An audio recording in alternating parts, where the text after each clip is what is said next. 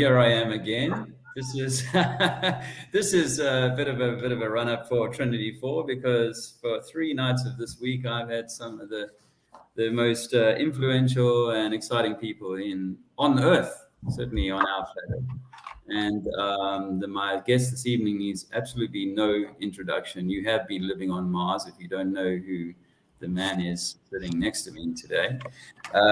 And so, with no further ado, I want to say thank you, Mark, for joining us today for a little live session.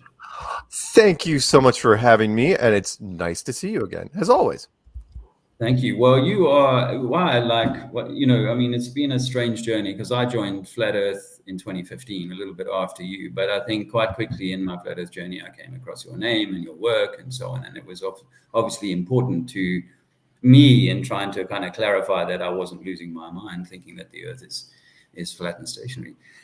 So it was important to me. But I think in the last few years, your role in supporting and championing activism has been something that has been of value to me personally.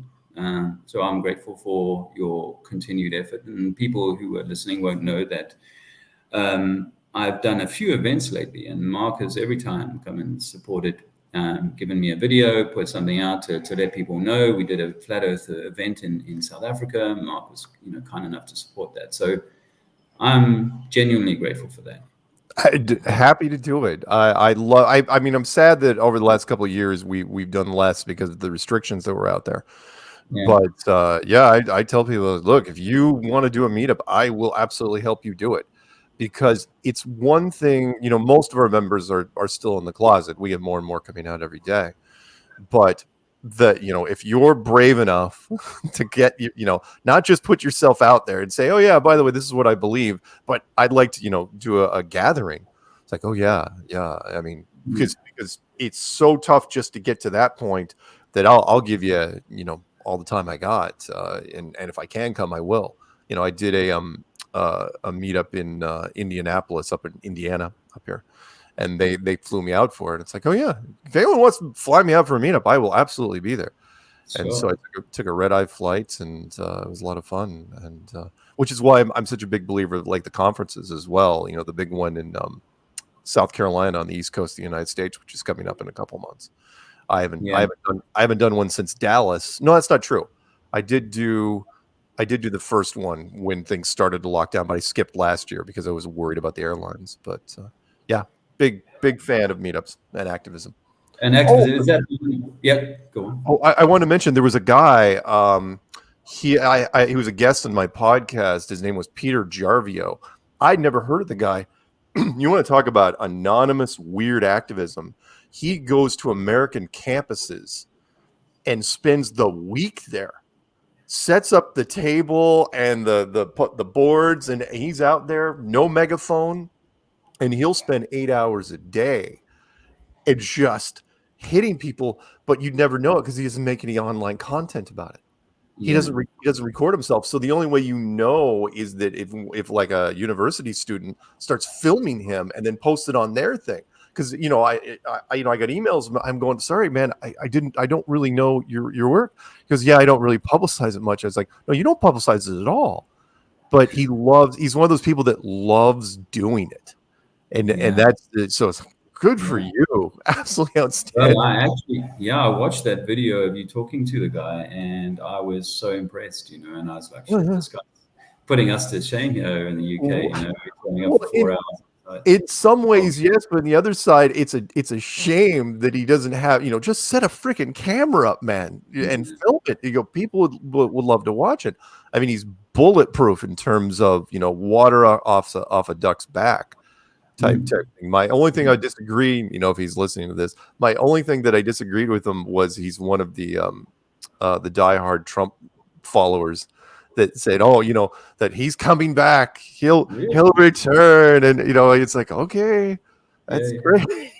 But a few of my good Flat Earth friends fell for the Q thing very hard. The QAnon. Thrive and Survive and Roxanne and these people. I was like, what are you guys doing buying into all that stuff still? But no, credit to that man, but I was actually saying to Conspiracy Music Guru last night, because I happened to drop that name, but he happened to be around my place for dinner last night, and Oh, he And was? yeah, and That's awesome. I'm in Spain at the moment. Oh, that's very, very cool. Yeah, well, next time you run into him, say hi for me.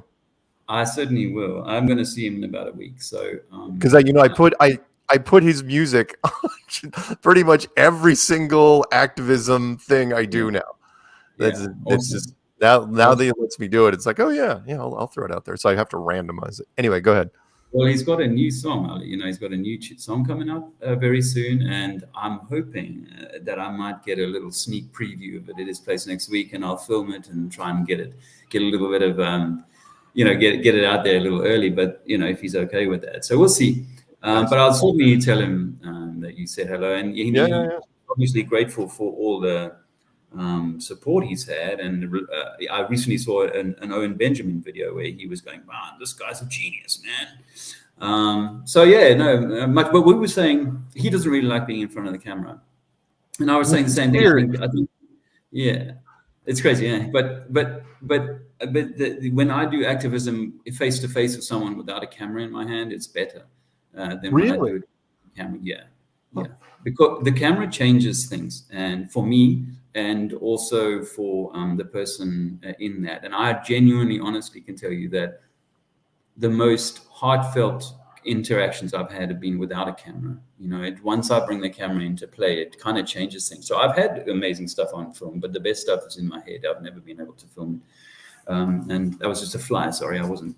No, and I think, by the way, when you do your activism, it's more heartfelt. You tend to try to tap into people's emotions, and you have such conviction on your side that it really resonates with them. So I would imagine, yeah, without the camera, you really get some great stuff. With Peter's thing, he's just hitting them. He's just hitting them as hard. He's hitting them with as many facts as he can, pointing at the board, and hopes that he can plant something before they walk away. But awesome.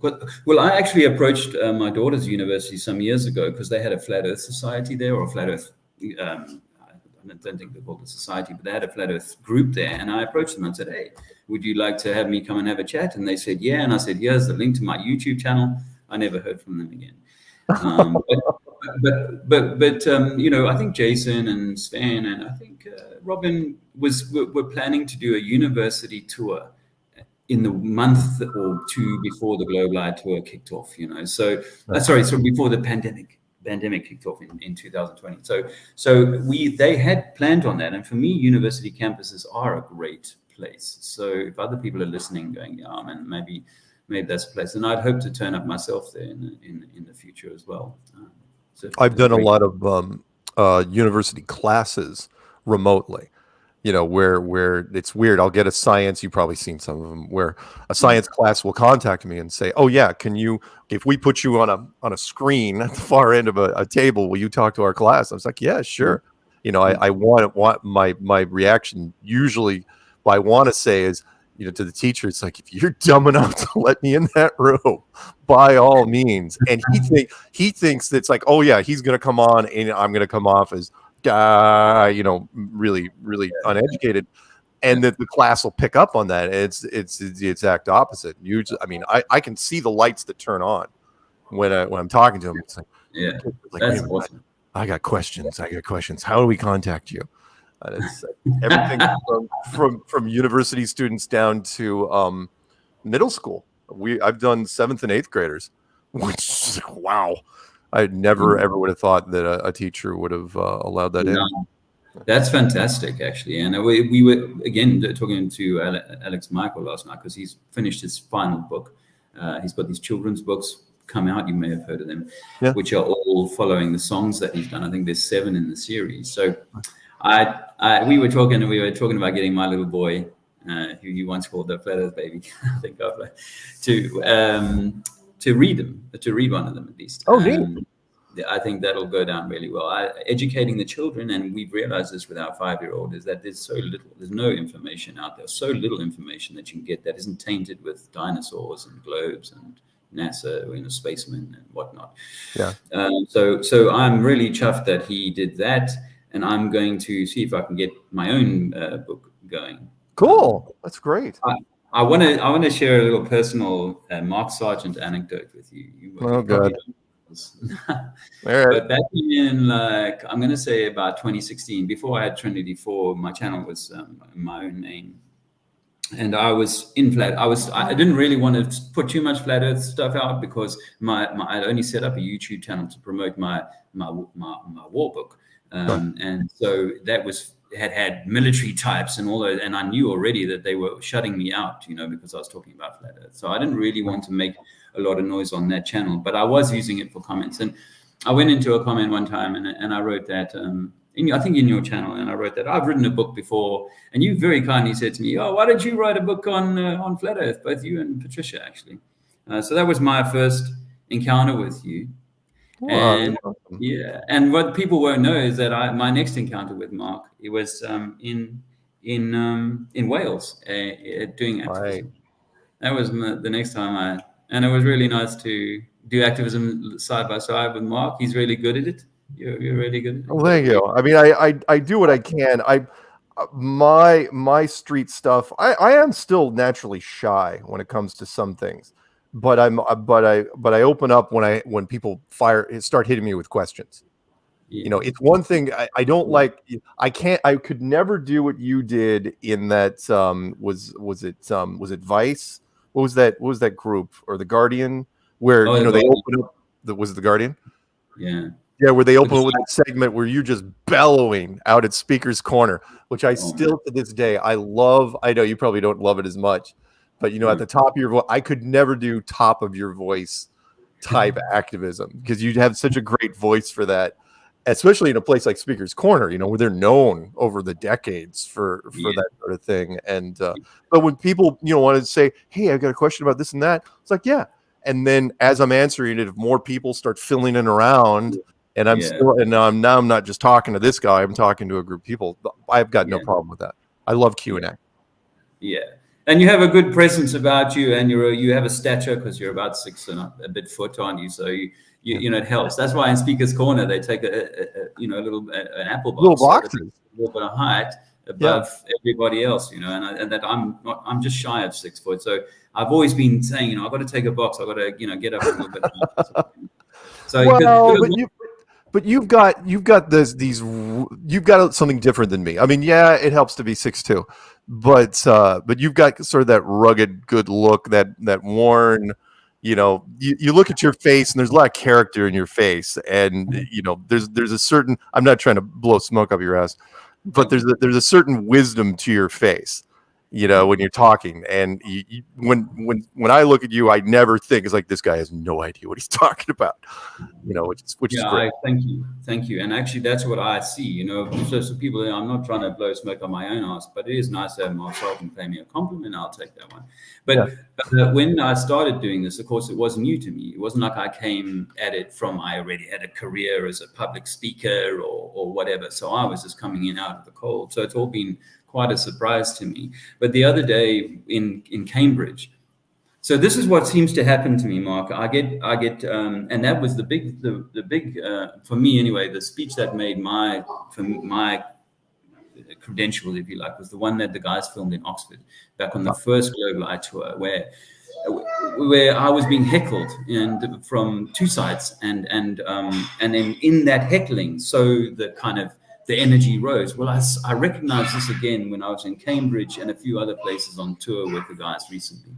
Sorry, my little boy's making a bit of noise. But with that, I realized that it actually takes something to almost kind of hit the switch, and then I switch into like, boom, I'm gonna. And while I was busy delivering in Cambridge, and it lasted quite a while, a guy came up to me and said, "Hey man, are you an actor? Because you project your voice so well." Yeah. I don't agree with what you're saying, but you are great at projecting your voice. Yeah. You could do again, take this as a compliment. You could do stage acting. There's a lot of people that can act, right? But to project your voice, from the stage where there's no microphones, that's tough to do. And your voice carries. Well, if I can confess that I had tried amateur dramatics some years ago. I enjoy singing. I have a half decent voice, and if I'm comfortable, and one of my own personal challenges in life has been to overcome this, because I can sing, but when I get on the stage I croak, and kind of thing, so it's like that's been one of my challenges in life, is to overcome this sort of fear of that. I don't know where I was going. From what I can tell, if you ever decide to take it up later, it's all about repetition. Any singing coach, they'll just like, sing to where it's kind of like a muscle memory thing, to where it's just instinctive. You get up there, as long as your voice is intact, and you're not on the end of a 90-day tour. You're just going through the motions, really. And you think, well, but I want to put something into it. It's like, that's not what they teach you. They teach you just keep singing until you could do it in your sleep. Like you could wake up from a bottle-induced coma, in the green room. It's like, you're on in 3 minutes. It's like, what? Okay. Get on there. So Well, speaking of that, I see Alex is in the chat actually, and he is a consummate. Who are these? By the way, Alex, if you didn't hear Mark saying, he just wanted to give you a shout out and enjoying your music. Oh yeah. I love the fact that Flat Earth is so weird that our number one music guy is a Brit singing a heavy American Western accent, but he lives in Spain. It just like, what? And he's doing a lot of growing his own, and and actually he's been. I've learned a little bit more about him over the last week or so, and he's been doing sort of free man journey and liberating himself from trying to liberate himself from some of the controls for more than 10 years. So his conspiracy music guru thing, I think, predates Flat Earth for him. He was already quite. I have seen, I'm in a number anonymously in a number of truther community forums, and I think it was the video "I Told You So." That went out everywhere because it wasn't part of the Flat Earth album, but it was definitely truther community. It was brilliant. Yeah. Absolutely brilliant, that song. And people treat it like an anthem, like any of the other big truther anthems. It's awesome. Yeah. Well, when I settle down, when I get home, I'm going to write some stuff, and hopefully I'll get to sing it for me. But no, absolutely. This brings me to my. Firstly, I want to say to people, I enjoy Mark's witty news review. He does it like a Tuesday show. With Captain. If you haven't heard of it, you've also been on Mars or something. But he does a show, and I enjoy your witty kind of, because I don't have any news in my life at all. So catching up with the news from you is sometimes something to look forward to. I thought I'd mention that. Oh yeah. The nutty world that we live in that doesn't makes less and less sense every week. It makes less and less sense, but you know what? Like a few years ago, Mark, I thought that it was all about to sort of implode on itself, and it was we kind of run out of time. Now I'm not so sure that that's what it is that is being used as a way of frightening us into running around like I have done for the last few years, trying to find ourselves a way to stay out of the shitstorm. So what's your take on the years ahead and the story ahead? It's not unfolding quickly. Right now it's doom off. There is, I saw the flow charts. I knew how it was supposed to go down. I'm a big believer in empathy. I put myself in the other person's shoes. It's like, oh yeah, I see the plan. Seems pretty straightforward. It's going to work. Right. And at one point I was pretty much rooting for it. It's like, oh, this is going to be fun to watch. Europe's going to get thrown under the bus. Russia's going to do their thing. Basically the short version was you implement the virus of unknown origin, and then dole out 12 billion doses of whatever you're peddling out there, and then you start a major international conflict, and you let that play out. You turn it into a two-front, massive international conflict on two theaters, one on the eastern side, one on the western side, and that's it. You let it play out, and it didn't happen. For some reason, people give the powers that be, and I call them the authority. If you want to name any particular group. You want to call them the Illuminati or the Vatican or the Trilaterals, whatever, it doesn't really matter. Yeah. We give them more credit than they actually have. They don't run absolutely everything, but they have serious influence on everything. So in Russia's case, I was fully expecting, it's okay, you're going to blow up a few Russian ships. The SAS are totally involved, and the Green Berets on our side, and some alphabet groups. England, I don't know how we convinced England to get so hands-on, but whatever. Yeah. And you're thinking, okay, well, the Russia now has an excuse. They're going to start pounding stuff, and they didn't. They treated it like, we don't have to do this. It's like you guys, you guys want us to engage, but we don't have to. We're fully self-contained over here. We're in a country that has 9 time zones. We have everything we could ever want. Yeah, we're pretty boring, but we can the rest of the world can turn into cinders, and we'll still be fine. And then they're like, okay, that's not working. And then they spin quickly over to the eastern side with Taiwan, and that was supposed to happen. I mean, everyone expects, like, China's like, Pelosi better not land over there. You guys stay off Taiwan. I mean, you got to remember that in the States, you remember the actor John Cena, for example, the actor from Suicide Squad, and he was a wrestler and all this. He just mentions how much power China has economically. He just mentions in passing that his new movie was going to show in the country of Taiwan, and China just freaking lost it. It's like, Taiwan's not a country. You must apologize. And he apologized in video, speaking Mandarin. Right? He apologized. An American actor doing that, and so we're thinking, okay, Taiwan's going to happen, and it didn't.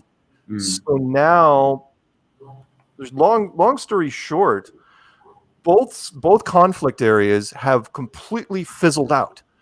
Yeah. And the narrative, which I try to remind people, is like you and I and the people listening and all the other people that are part of our community, awake, intelligent, observant, but as you know from doing things on the street, there's a lot of mouth breathers out there.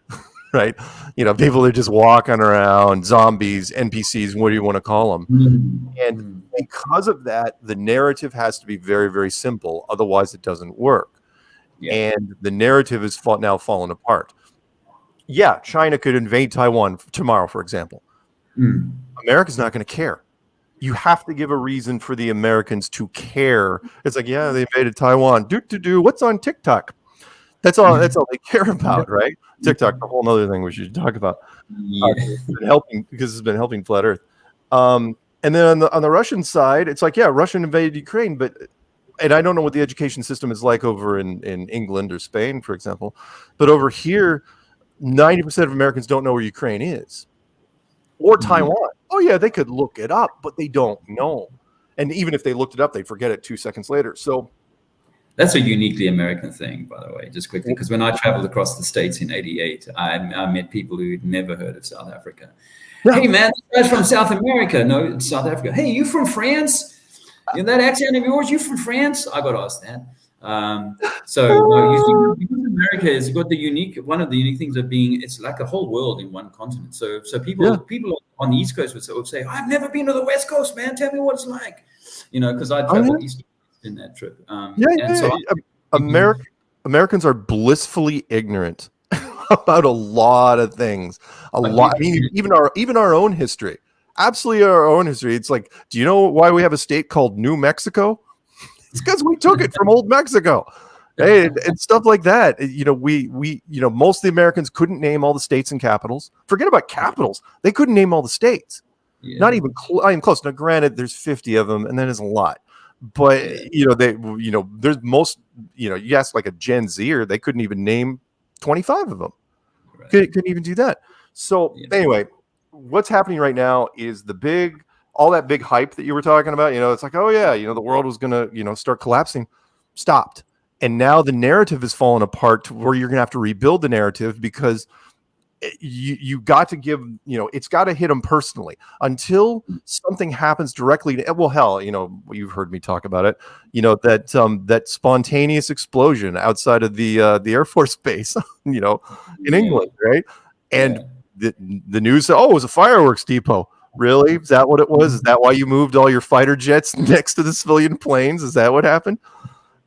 It's not. Can I ask you? Go on, Karen. Finish the point. But let me end with this, which is it's not a war until the media says it's a war, which is so weird. Yeah. So, anyway, go ahead. And it's not a pandemic until the media call it a pandemic. There you go.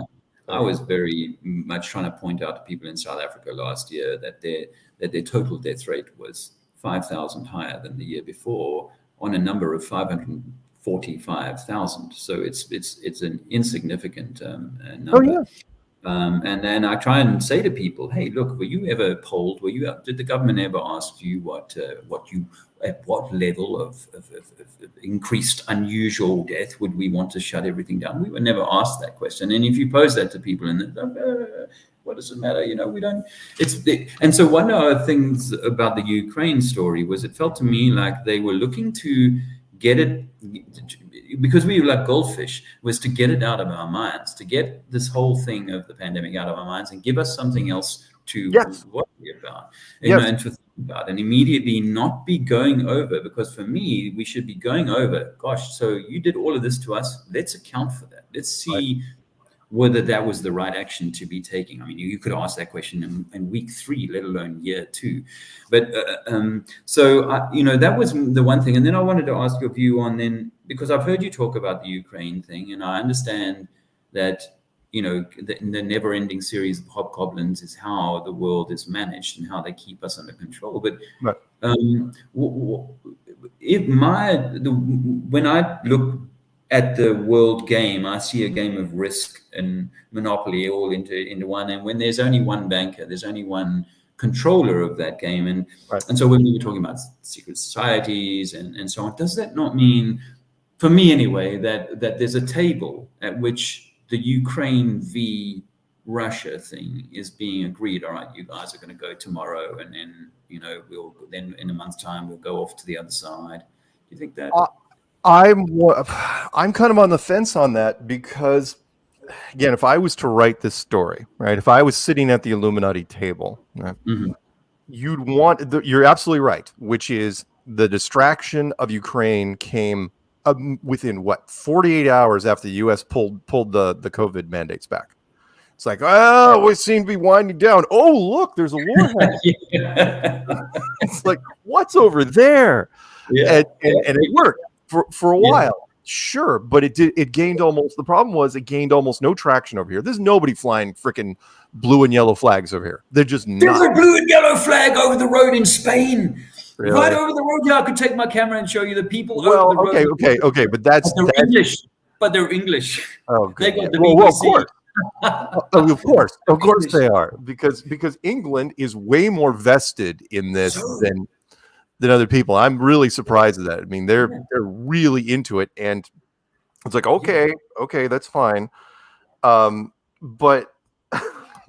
I was in South. Sorry to interrupt you again, but I was in South Africa still at the time when all of that happened, and my English friends were going, "You're not going to believe this, but we're at war with Ukraine, and in 24 hours, there is no more of this virus. It's gone from the media." Yeah, all our headlines completely transformed over here. Yeah. And I remember looking, I called on it on the show on Tuesdays. I said, headlines are gone. It's like, so we're focusing on Ukraine. But the problem was there was no follow through on that. I mean, it's like, you can create the distraction for a while, but if you pull back, which is now happening, now all the side effects and all the people that have virus, injection regret, now that's starting to come out, and you've got the stories. I'm sure you've seen them. Like the life insurance companies are getting hammered, absolutely getting hammered out there, because their graphs are always super stable. They know exactly what's happening. They know exactly how the money comes and goes. And now those are getting thrown all over the place. So the distractions are not working. There aren't any distractions right now. You can always tell, because if you look at our main news feeds, all the different, like CNN and Fox and the ABC and NBC, they're all running different headlines. They're always like, okay, let's just, but to your point, I think that Russia, for whatever reason, is not obligated. Who knows? Maybe it's their history. Maybe it's their isolationist policy. But I do not think they may have a couple reps at the Illuminati table, but they don't have to. They're under the impression it's like, yeah, you can't force us to do anything. Remember, even though power perceived is power achieved, you still have to have the manpower. Let's say the Illuminati was really, really ticked off at Russia, right? What are you going to do to them? Exactly. How are you going to pull that off? They're really, really, it's a big, big area. And as you know, going back to, I don't know, Napoleon, or they were the only group that survived the Nazi ground assault. The only group, and it wasn't pretty.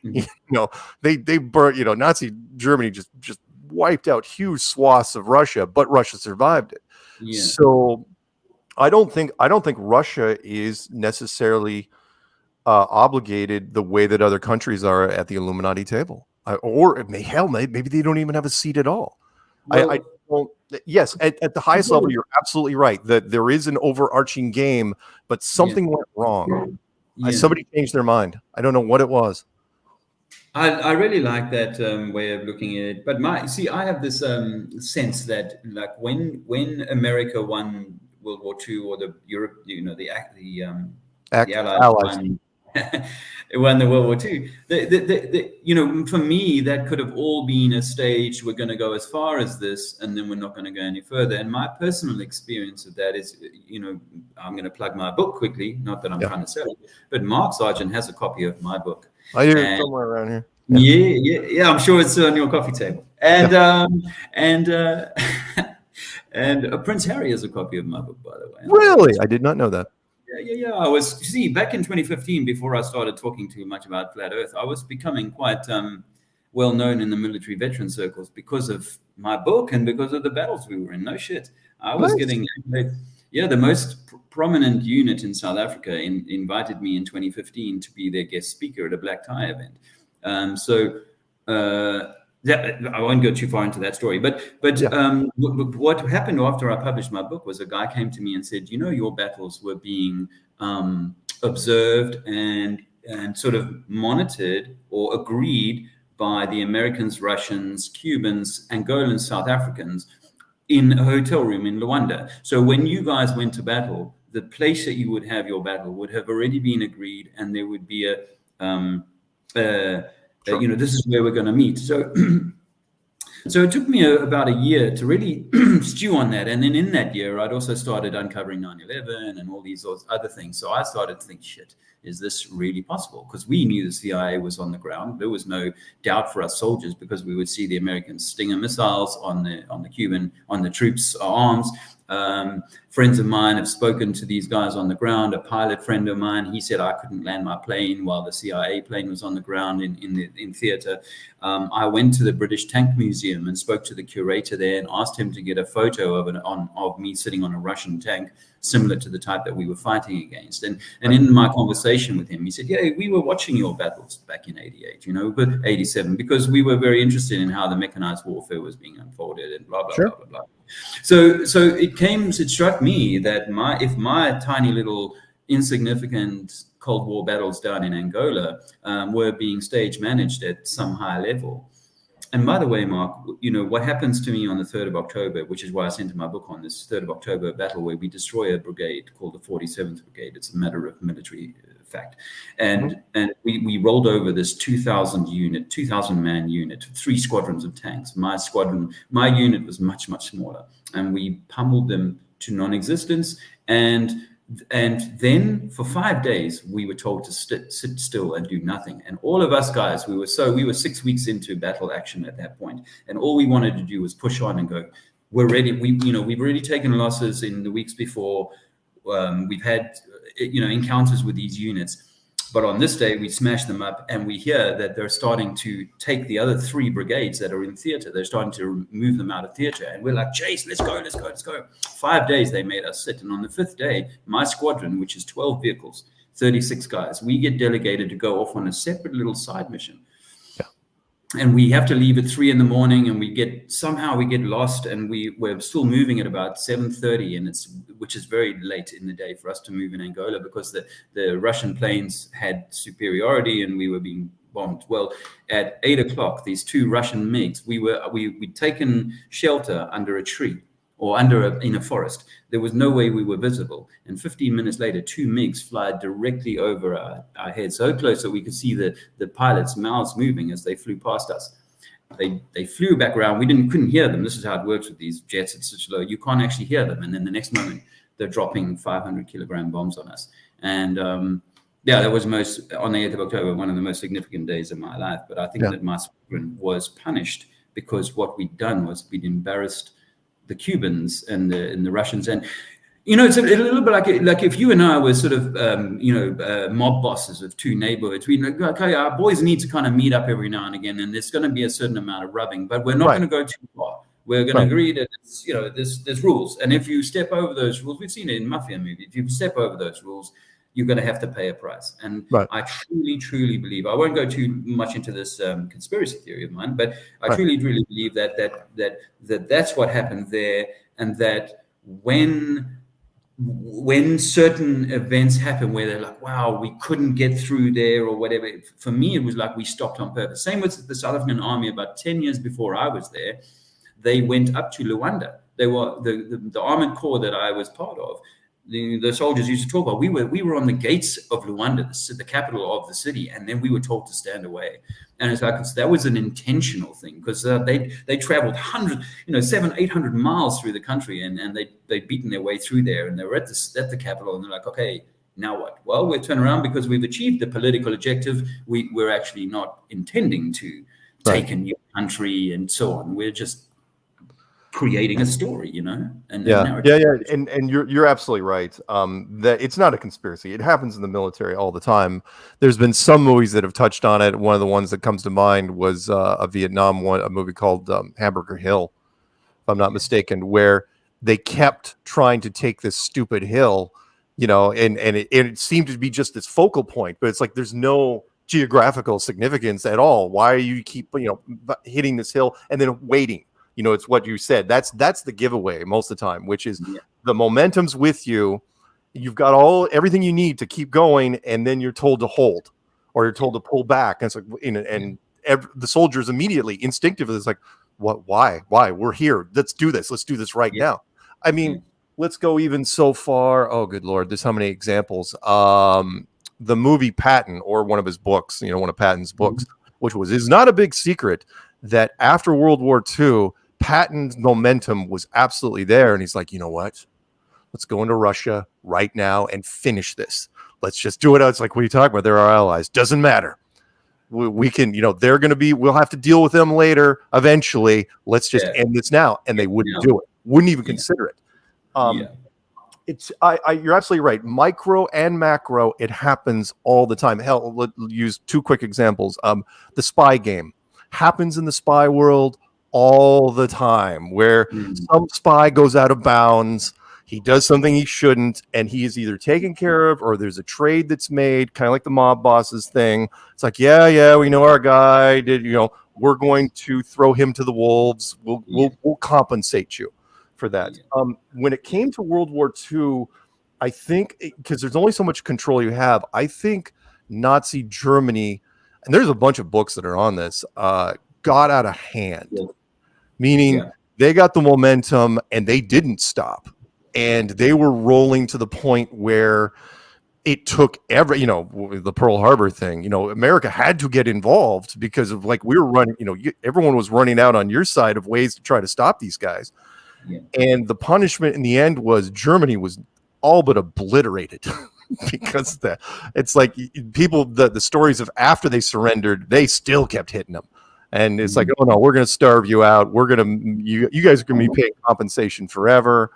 But I think you're absolutely right. It is a conspiracy. Things are orchestrated at low levels and high levels, and it's just pieces on the board. And unfortunately, it's compartmentalized, so you don't get to know. But that thing you're talking about, the fighters coming overhead, how'd they know you were there?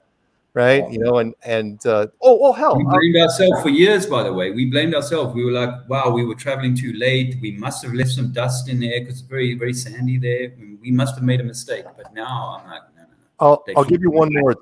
It's fictional, but I got to mention this one because you'll totally relate to this. Rewatch if you haven't remember the Tom Clancy movie, Clear and Present Danger. Yes. Which was they had a group of special ops guys running around the South American jungles blowing up drug dealers. The drug dealers figured out it was Americans. They went to the American politicians and blackmailed them and said, give us the location. We want these guys now. And these guys were cut off. You know, they're like, and they threw them. It's like, yep, your communications are down. We've given them your location. You're on your own. See ya. Yes, and it was awful, but that's how it works sometimes. So that is how it works. And actually, when it comes to, like, let's just say, because there is a hard-boiled, hard business nosed kind of way of looking at all of this as a form of genocide, because 10 or say 30 million young men in the world wars, for example, would have had hundreds of millions of great-grandchildren by now. And so those great-grandchildren never got a shot. And the population of Europe, for example, would have been, I think, a lot bigger. Oh, yeah. Don't forget. Sorry, go ahead. No, well, so I mean, because I'm not one who I see our cities are overpopulated, but I've traveled enough to know that there's also a lot of land that we're being concentrated in these cities on purpose. Yeah, people talk about overpopulation. I'm kind of mixed because I can see where they're going. You know, over here, like in the western half of the United States, there are massive tracts of land, entire states that are almost unpopulated.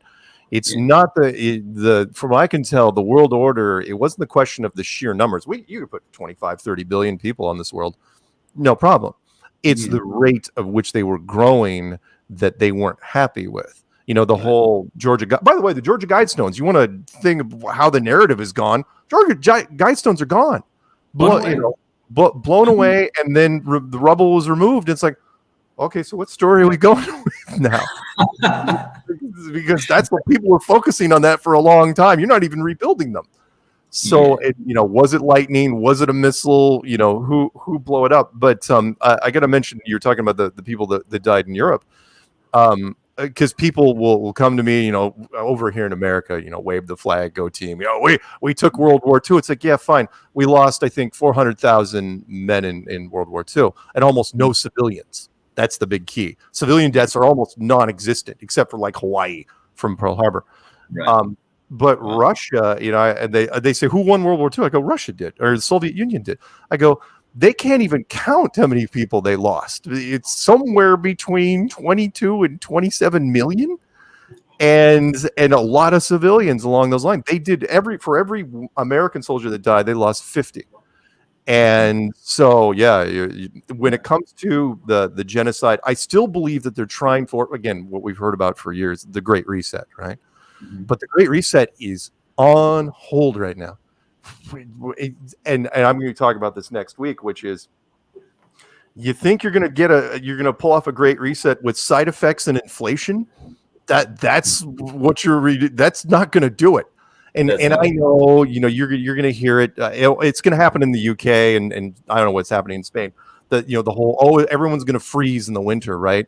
It's like, no, they're not going to freeze. I'll give an example of this on Tuesday. But if it gets really cold and your roof is caved in and you don't have any windows, sure, you might freeze to death, but all anyone's going to do is they're going to bundle up and use space heaters and crap like that. No, you're not going to wake up one day in an entire section, city block of England is, they're all huddly, frozen in there. Not going to happen. But there are, I know, and these media reports tend to kind of make you think that that's going to affect me and we're all in fear, and that's the way that this thing kind of loves to keep us on the back foot. But what I do find is, and I know you, because I've listened to a few of your shows with Karen recently, I know you're aware of how the fuel prices in the UK and in Europe have been way up, very high. And so what tends to happen is you find with the older people, they are become more and more frugal, and they have to tighten their belts a little bit more. And so they'll turn the heating down, and maybe they do end up, dying a little bit sooner. But here's a little gift to the government. And that is that because the fuel prices are so high, they are now gifting people, because in the UK they do give a lot of money out to people, and they're now giving people an extra £200 as an extra fuel bonus. Yeah, so the government actually, you see, they're creating the problem reaction solution. So problem, the prices thanks to Putin now they're so high. Reaction, we're upset and we're freezing to death, because that's when the media says that you're all going to freeze to death, and then of course people are writing their apologies. I'm freezing to death. I need more money, and look, we've got you £200. So it's almost like enforcing that need for daddy government to be there to manage these super problems that you and I cannot manage because we don't speak to Vladimir. Right. Well, you might do. You spend time in Russia. I don't really Vladimir myself. Well, yeah, no, I haven't spoken to Putin in a couple of weeks at least. No, what I was gonna say, what Britain did, which the United States hasn't done yet, which I love, is the old economic policy, from the people's standpoint, which is you turn to cash. And a lot of people don't remember back in the day before credit cards ruled the world, you had checks and you had cash. And when you started running low on money, you went to cash because you knew exactly how much money you had. Credit cards are ethereal. You kind of know what your balance is, but not really. So let's spend it. But when you have cash on the table, it's like, no, that's what we have. And you budget way more efficiently when you had cash. And so Britons instinctively started withdrawing cash, out of the bank, because it's like, this is how we're going to budget. Americans haven't had to do that for quite some time. And yeah, we do it in some neighborhoods. But the fact that you as a country started doing that, it's like, oh, yeah, great. And it helps, pull you guys out of the credit card system a little bit. So I really enjoyed that part. I think Britain's got more of a handle on it than people give them credit for. The media hype. It's like, oh, England's gonna freeze, Germany's gonna freeze. Like, no, I don't think so. In fact, in Spain, did the temperatures do they have winter in Spain? Well, I'm actually only visiting Spain for a few weeks. So but do they have winter in Spain? Does anybody know? There is a winter, and it was Alex Michael was telling me last night. It was you get February and March; they get 2 months of cold and wet, but it's not super cold. I mean, obviously Spain has got mountains that has snow, and Portugal too, and so on. And so they do have areas that get cold in the winter. But right now, and they have a really long summer. Nice. But here's a little nugget you might find interesting, Mark, and that is that if you go into the petrol station here in Spain and pay in cash, they give you 12% discount. I went in the other day because we were getting some cash by a pal, and so I paid in cash, and the lady gave me money back. I'm like, what's going? Because I couldn't speak the lingo. She was like, oh, right. And I get an extra sort of 5 liters, or because I bought a certain amount of liters, and it's like, what's going on? So the second time I went in and paid cash, I'm like, shit, I'm getting money back, cash back every time for paying in cash. 12%? God, we even on our best days, we maybe give 4, maybe. Well, I mean, for me, it's a surprise that they're incentivizing cash, given that within the UK, they're disincentivizing cash everywhere that they can. They're going to on the buses without. That's really interesting. I did not know that. I have to look that up. That's one of those hidden things that the media, absolutely did not pick up on. That's great. I know. I've got to make sure, because I will be driving out of Spain in the not too distant future. I'll just tell you quickly, not meaning to tell, but I was after that tour we did, I was offered some accommodation with an old work friend in France, and so I went and spent a couple of weeks there. And he's a real normie. I used to work for the government, and he's still very much in that normie kind of mindset. So it was hard. But so after that was over, I was like, where are we going to go next? And an old activist friend here in Spain, I contacted him, and he happens to live down in this area. And long story short, we end up being here, and it's only 25 minutes from the Conspiracy Music Guru, which is why we've ended up having a little together. That's really cool. But turning around from this, because we are going to, we haven't, without a job and without, paying the rent has been a challenge the last few years. But what I had planned to do, I'll tell you this little secret, all right, is I'm trying to arrange to go and visit Martin Kenny's place in Pineal in Portugal, just to drive through. And I'm trying to talk Alex Michael into coming with me, because I just want to get him around the campfire there and do some music with. That'd be Martin. cool. I think it'd be nice. I mean, I'm not obviously, I'm not looking to join the commune, but I do admire what they're doing, and I think that they need a little bit of kudos for their endeavor, and Sure. I might swing by that way if I can. Sure. So I thought I'd share that with you. I only came up with the idea yesterday, actually, when Alex was here. So no. I'm working on him, softening up. But actually, speaking of activism, have you got any ideas going forward? Because we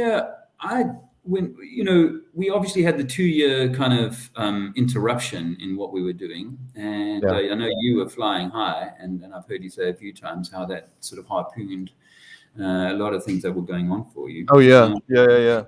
And so Jason and Harry, John Smith Globeli, had organized this little tour recently, and it was great to get back in the saddle there in the UK. But I wasn't overwhelmed by the growth in activism interest generally in the flat Earth community. Right. And I'm not saying that the flat Earth community, or I'm not suggesting the flat Earth community isn't growing, because of course it is. And yeah. No doubt about that. It was doing it quietly. What happened was, when people, especially, I can't speak necessarily for other countries, but I can tell you what happened here, which was when you force people into their homes and into streaming services. They weren't just going streaming services; they were going on the internet a lot more, and a lot of new people went down rabbit holes. But they did it on their own, quietly. They weren't, because they couldn't go outside. It was, we created a whole new group of truthers that were almost always in the closet, because they were forced in the closet in the first place. It was like, okay, you can watch go down all the rabbit holes you want. You still can't go outside, and you still can't go to restaurants, and you still can't travel. Yeah. And so as it started opening up, and we're in that stage right now, where 2.5 years later, now that we're getting out and about, these people are starting to mingle and run into each other a lot more, and we're in this weird state of what are you going to call it, that floaty feeling where no one knows exactly where we're going right now, because up until now, I mean, it's hard to describe. We're kind of in uncharted territory over here, meaning you've got a whole, depending on what generation, because I'm Gen X, and then you have millennials, and then Gen Zers, and their priorities have completely changed. They're not really working. They don't want to work. They don't, the tick. Let me throw this at you real quick, which is social media has sort of changed in a way. Old tricks are the best tricks. So it's weird now watching, because TikTok's the thing, right? Mm-hmm. Watching the kids that have taken YouTube videos, converted them to TikTok, doing commentaries, and then putting it back up on YouTube. So it's like I'm watching some of my stuff or other people's stuff where there's kids commenting on flat Earth stuff. In fact, let's say this: when I type in flat Earth into like YouTube and I click on upload date, see what's the most recent, that has really, really grown, because now the attention span has shrunk down to goldfish status, but they're still getting the message out there. Sometimes it's wrong, if you try to explain flat Earth to somebody in 2 minutes, how much can you really get out there? And they're hitting rapid fire, but that's where we kind of are right now. The street activism, the only reason it slowed down is because people were afraid to go out on the streets. I think I told you I traveled a couple of months ago to a meetup, and for the most part, the airports over here anyway, 75% aren't wearing masks. But you can tell that the 25% that are, they're never taking them off. They are masked up, at least during travel, for life. They don't even care if the administration's changed, right? The administration's, oh yeah, everything's pulled back. Trump's not in office anymore. Blah blah blah, and they don't care. So, yeah, no, I actually had a chap, a fellow wrote to me a little while ago, a month ago, so an American, I think, lad, and he said, I took one of your videos and clipped it into this 2-minute thing, and it got 30,000 views on TikTok, which for me is, it's huge. It's like, oh, nice one. So I thought, oh, well, what I'll do is I'll take a video and put it on TikTok, a flat earth video and put it on TikTok. I don't know if it's had any views, to be honest with you. Yeah, that's what they've done. TikTok drives me nuts because, one, you have to shoot in portrait.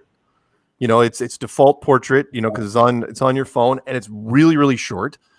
And most of the TikTok stuff is out there is kids lip syncing to songs. That's really all it is. And I've watched, you know, because ironically, they make compilations of TikTok videos and put them on YouTube, right? And so I've scanned the memes. It's like, what are the kids into?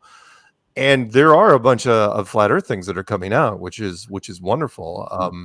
And over here, you know, the athletes, you know, that some of the best of breed athletes have really gotten into it again. You know, Kyrie's still doing it. Aaron Rodgers, American football, Mike Tyson. But the attention span drives me nuts. So, like you probably heard last week, Shaquille O'Neal is back into flat Earth, right?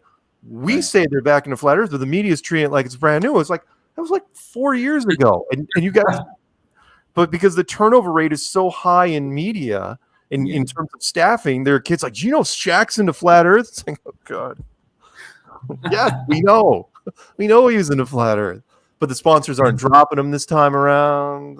Whatever. So you think it's gonna? Oh, wow, Awesome Austin says 1.7 billion views for flat Earth on TikTok. 1.7 billion views for flat Earth. Oh yeah, wouldn't surprise me. No, we're everywhere now. We have saturated. What's great about the flat Earth community now is we had so much content generated up until this point that whatever social media platform comes out, we're automatically thrown in there. Because nobody from ours, and that's one of my first lines I put in you probably see in the description box of every video I make. I go, my videos are free for you to use and do whatever the hell you want with. And the same thing with, find me a flat earther that's copyright striking people ever for anything. It's like, oh yeah, you want to use my videos? Go ahead. Yeah. Have fun. You know, go to town. I mean, Alex get a kick out of this. I've used his videos. I don't know how many are out there currently because I have to delete the meetups after they're gone. But I've used his song so many times. I think he could single-handedly destroy my channel by just saying copyright strike. Bam, bam, bam, bam, bam. He's like one of the few guys that could do it solo. Yeah. No, I think he would probably say, "I'm grateful that Mark's giving me some airtime for my tunes." Yeah. It's a cool thing, and I was so glad to meet him, and we're lucky to have him, you know, something like that. Because again, it's the illusion. Oh yeah, he's this American redneck singer, country singer. He's not. He's not even close. So I love him. There he is. He's having a good laugh at us, so that's all good. Yeah, no, and long may it continue. I just want to quickly say hello to a few people actually in the chat, if you don't mind. Peter Feltham, hi. Awesome Austin, nice to see you, bro. The Jolly Man, Rasta Bear, Conspiracy Music Guru, of course. Joe Mama, Rasta Bear, thanks very much for coming by, you guys. Voynick, nice to see you. Squirrel Sniper, my friend, who I've spent some time with as well. Hippie Shake. And let's see, Karen B. Oh, nice. Oh, Karen B's in there. Yeah, Karen B. She was here. She's here right now, but she was. And I'm actually having a chit chat with her on Wednesday. So hopefully you're not going to exhaust her too much on Tuesday. But I'm having a chat with her. Who would have thought she would have become the Queen of Flat Earth? When I met her at the conference, the very first conference that was part of the documentary back in 2017 in Raleigh. You know, she's super quiet back then. Super quiet. I mean, it was. I almost knew nothing about her. She was the strong silence type in the corner. You know, in her jet black hair, and it's like, okay. And the next thing you know, she's fully Yeah. inked up. She's Yeah. she's yelling at people, and it's awesome. And the fact that she has Oh, content is basically on her the own. ink, the ink has come since Flat Earth, or it was actually, I wish she was tattooed before. I couldn't tell because she wasn't showing that much skin. I see, I get you. Yeah, it was probably there, but now she's like, oh, I don't give a shit. Well, I know that she's gotten a lot more sense, but no, the fact that women in flat Earth, it's a tall order, just because the internet is still a dicey proposition for a lot of women, especially if you're attractive. Yeah. And I mean, attractive women on the internet, it's just troll bait for the most part. And so she's been really good at. She has thick skin. Others, it's like, look, you've heard me say this many times, which is, if you want to get into flat Earth, or if you want to start making content, the first thing you have to understand is check your ego at the door, because people, the trolls, and it's nothing personal. The trolls will attack you just because you're out there. I don't even look at them as human anymore. I call them NPCs. They're just, they're not even there. It's like, oh yeah, by the way, before you get upset at whatever that troll posted, look at his channel. Do they have any subs? Do they have any content? How long has the channel been around? No, they're just there to make people upset.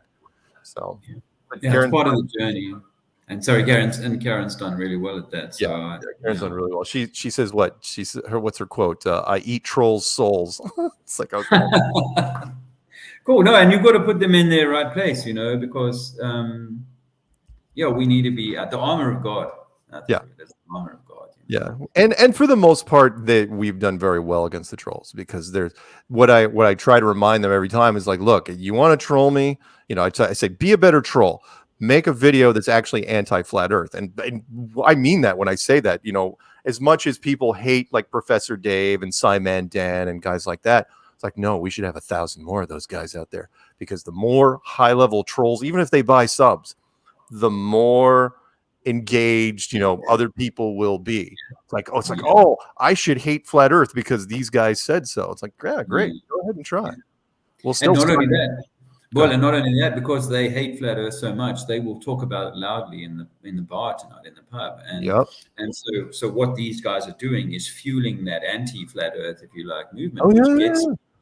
And because it seems to me, and I'm sure you probably had you may have had a similar journey to me, is that you've presented all of this information to the people you care about around you, and to a large extent, it's fallen on deaf ears and it's been rejected and so on. So the uncomfortable reality is that the majority of people in the world are not necessarily ever in this incarnation, in this time, or in this consciousness level, whatever, are ever going to hear that. So I'm trying to disinvest myself from needing everybody to be on side and needing everybody to treat me nicely because I'm trying to do something good.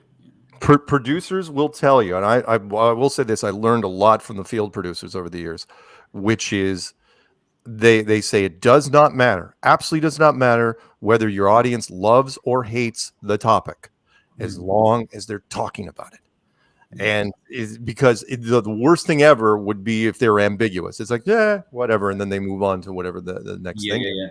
In fact, it's amazing. They say, look at how soap operas work and other shows that, like, over here, there's a show, I think in Britain it was called House of Essex, something like that. It was like a reality television show. Oh, yeah. Over here it's called Jersey Shore. Yeah. And it's just a bunch of freaking idiots in a house doing the dumbest things. And the point is, it's all scripted. You have characters that are absolutely going to be the antagonist. They're going to be the villain. And the same thing, why things work in soap operas. You love to hate the villain. And so Flat Earth, it was one of the reasons why we were close. We were so close to getting on a show called Amazing Race. And and we had a couple guys that were going to get cast for that, and I pitched the idea to the producers. I go, do not make us win, this thing. I go, there's first place, second place, third place, and then the others, don't even make it to the finish line. I go, first place gets like $1 million. I said, yeah, don't make us the winners. What you want is you want to make us the villains, because it was going to be an all internet cast. I go, everyone hates flat Earth. We're the most polarizing thing. people will root for us to lose at the end. If we come in third, it doesn't matter. As long as we're up on the podium, we win. Because we got the press for this, and unfortunately, it didn't pan out because the most of the internet people weren't willing. You probably didn't know this, but when you shoot reality television shows like that, you're basically under lockdown, meaning you are not allowed on the internet for at least a month. I mean, not on the internet at all. No, nothing. No emails. No nothing. And because they don't want people coming in, they don't even want you to give away your location. They definitely don't want you taking TikTok videos from where you are. And none of those, people like PewDiePie and the Paul brothers and stuff like, and Shane Dawson, they wouldn't do it. It's like, look, I can't be off the internet for a month. That I get paid for being on the internet. And, how much are you going to compensate me if they wouldn't do it? So, sorry. Little side note. Excellent. Well, what came to my mind a moment ago was you walking out of that conference that Logan Paul was going to be Denver. Yeah. And in hindsight, I think credit to you. In fact, that was when you met Alex and Stellium. Mike, I was there a couple days before I walked out, and my vindication came two ways. One was that Popular Science magazine, the lady that wrote who interviewed me before I left, right? She actually said in the last paragraph of the article, turns out Mark Sargent was right. When it was like, that's all I needed. But the other thing was when Logan Paul was talking about it after the fact with his buddy. And I was like, yeah, dude, you trolled the whole conference, almost never, well, except for that Mark Sargent guy. And it's like, yes, absolutely. And that was the point. That was the point. I just took the bullet in this case. It's like, I couldn't let that kid troll the whole conference. I mean, I sat down with a bunch of the speakers beforehand, and I said, look, I didn't tell him I was leaving. I just said, look, you can't let this guy in here. He's absolutely a pariah. He's a blight on the internet.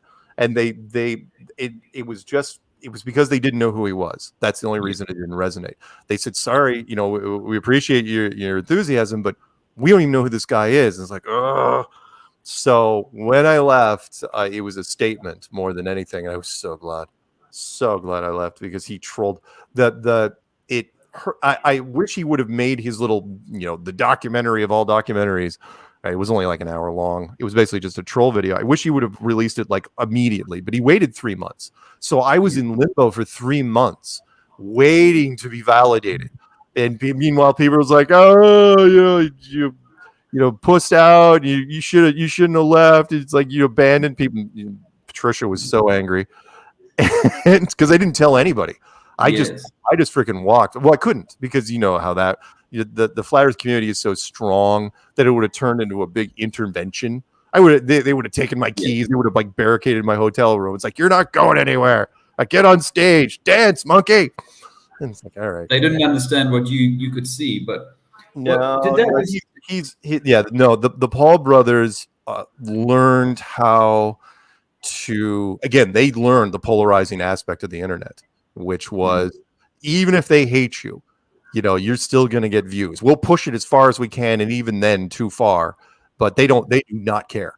They do not care. They, they'll go, to, I remember they like go out, one of their hooks once they got some money was they would go to other countries and like break as many rules and taboos as they could without getting arrested. And that was their thing. But now, sorry, let me end on this, which is they did the same thing. Finally, they did the same thing to boxing over here, which was, boxing has never exactly been a pure sport, right? People have thrown fights before, a lot. But what they were so overt about it, they would just give money to like ex-athletes. And it's like, hey, how would you like to do an exhibition match, right? And then they would pay them to lose. And so like Jake Paul was like 5-0. And it's like, it's not sanctioned. It's not, but these guys would lose, and they'd sell pay-per-view tickets and all this, like, and no one got it. And the kid, their fans kept buying the pay-per-view every time. It's like, you didn't get it? And, of course they're going to win. They paying them to lose a lot of money. Even most of the gate in some cases. Oh yeah, we're going to pay them $300,000, $400,000 to lose, and whatever. Anyway, that event, like from looking from the outside, it felt to me, now I think about it, that your relationship with Patricia changed after that. Like, I don't yeah. think you were doing work together after that. Would that be right? No, we had a break for a while. The big thing was she felt, and I don't mind saying this, she felt that because we were as close as we were, that it was a betrayal to not tell her on the way out. And the other thing was, her big thing was the award show, right? We had the segments and we rehearsed stuff, and she had to get a fill in. I mean, and the fill in for me was Rick Hummer. Come on, the guy can MC anything. He's great. But she was really upset about that, and then that was the kind of the beginning of other things. Then I don't remember if it was before or after. I think it was before when she moved. Yeah, that was before she had moved to England for a while to live with Antonio, Yeah. and that didn't pan out very well, obviously. So, and I'm a little disappointed that she never came back because I mean, yeah, she's done a few videos, but I always will remember, when we were out at a meetup in Los Angeles, and there was there were certain, God, we were so hot at the time. There were National Geographic had exclusive rights to me for that meetup. And that shows you where we were. They were the only ones that were allowed to talk to me, and CBS News was looking for somebody, and Jaron had flaked out and not shown up at the meetup, and so CBS News comes to me and says, well, we need someone else to talk to, right? And I immediately point to Rob Skiba, because Rob Skiba's right there. I can see that guy being mobbed by all those people. That's the guy you want to talk to. And they look him up and they go, nah, he's too churchy. Who else you got? And I go, well, how about Patricia? Right? And they sat her down, and she was so bulletproof. She gave this 40-minute interview, and they were trying to throw her, just sitting at a picnic table, her and the guy, and just, she was boom, boom, boom, boom, boom. And when she was done, I remember, it went online, and it got like, I don't know, a million views very quickly. And CBS, for whatever reason, their audience is generally older.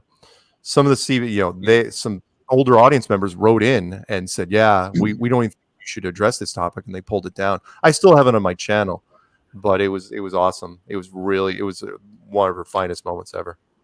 So. Yeah, she is, talented, and there was like a whole lot of, it was in those days like a little bit of, what's the word, tattle and, stuff, that fluff and what have you. But, when I look back now, I think, she was an asset, or is an very asset. much. And so I just wonder where she'd gotten to, and, why she isn't finding her way back. And I hope she does. Sorry.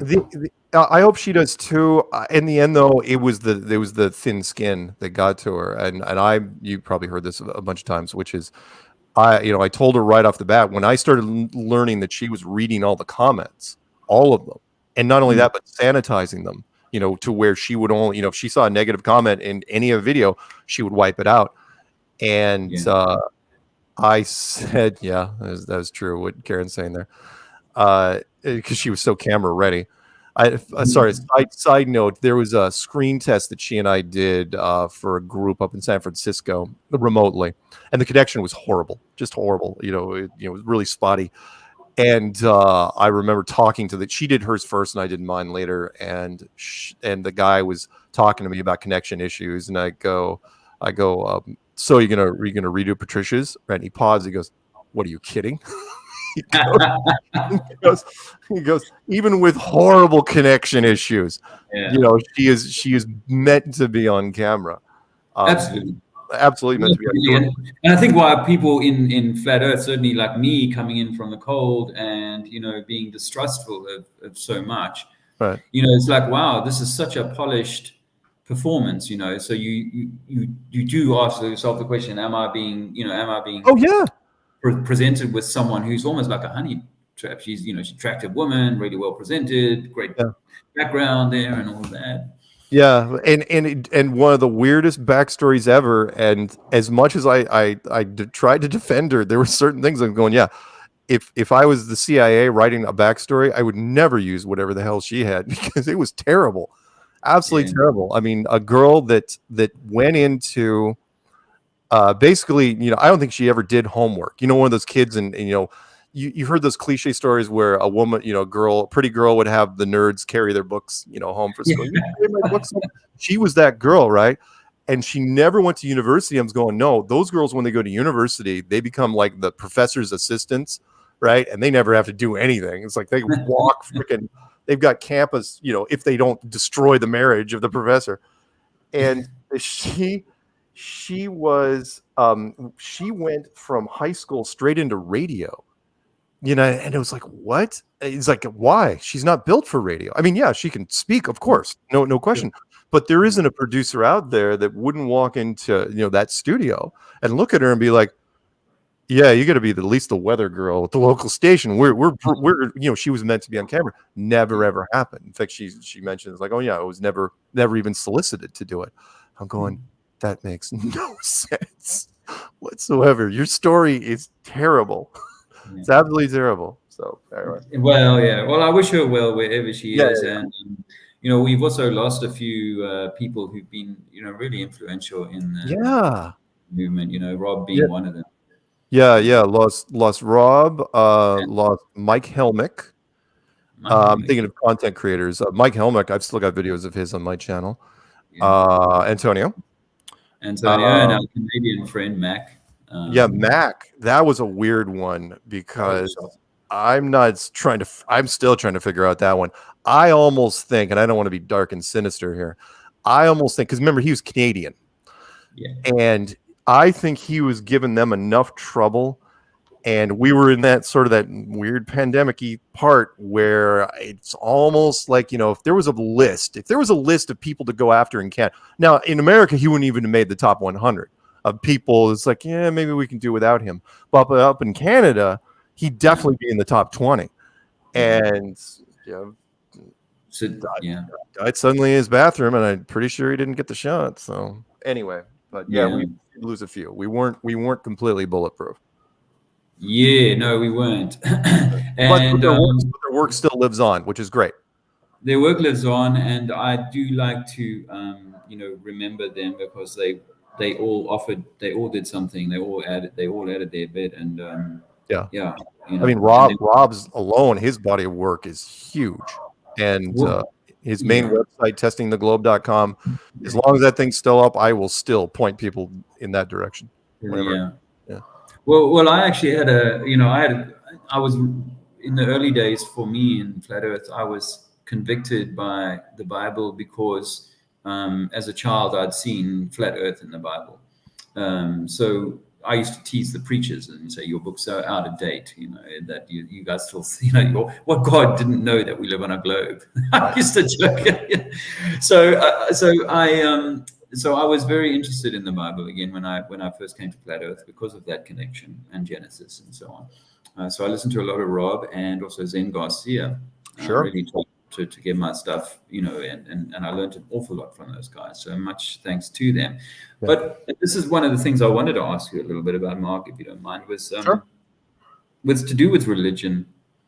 And I tread carefully here because, when I go to Speaker's Corner, I am talking to people who have a strong faith, a strong belief in a particular thing. It might be this religion or that. Typically, it's Islamic and Muslim guys in a lot of Muslim guys in Speaker's Corner these days. But I've heard you say over the interviews, I think I've heard you say you're a Christian, and then I've heard you say that you're not a Christian. Is that something that you are clear on? You have a... Oh, no. I don't think I've ever said I'm not a Christian. I was not allowed. I'm not as hardcore as some of Rob Skiba's circles. So again, born, raised in a evangelical Christian home, born again. Church wasn't just a Sunday thing. Had youth group, had Bible, studies, summer camp, vacation Bible school. Went to Camp Malibu up in Canada. But at the same time, I don't quote a lot of chapter and verse. When I'm out there, and so like I was there back in our heyday before the pandemic thing. There were in the United States, there were flat Earth Christian conferences. dedicated flat Earth Christian conferences that I was not invited to. I was invited to one of the last ones, but they weren't going to pay my airfare. But I was early on. I was not invited to because I wasn't. What's the word I'm looking for? Didn't have. It wasn't conviction enough. You know, I wouldn't. If I couldn't quote chapter and verse and lead prayer group, then you know. I rarely will I say grace at the table. You know, when someone says, anyone want to say grace, I generally don't volunteer. But at the same time, with the whole flat earth thing, my just overall sense of spirituality has increased by orders of magnitude because I understand it more. You know, it's one thing to get involved with an organized religion, especially Christianity, and you know, say the words and you know the songs and stuff like that, but really understand it. I mean, there's blind faith and educated faith, in my opinion, and this case, you know, I left one and became the other, and when I became the other, you know, the whole, for me, I will acknowledge, you've heard me do it a million times, I will acknowledge the other four major religious houses. Because why wouldn't I? I mean, have respect for those groups. It's like, look, they have as many people as you, they have as much money as you do. You know, they're just in different countries or, you know, a different geographical region. And so, whereas if you know, I have hardcore Christian friends be like, no, Christians go to heaven, everybody else burns.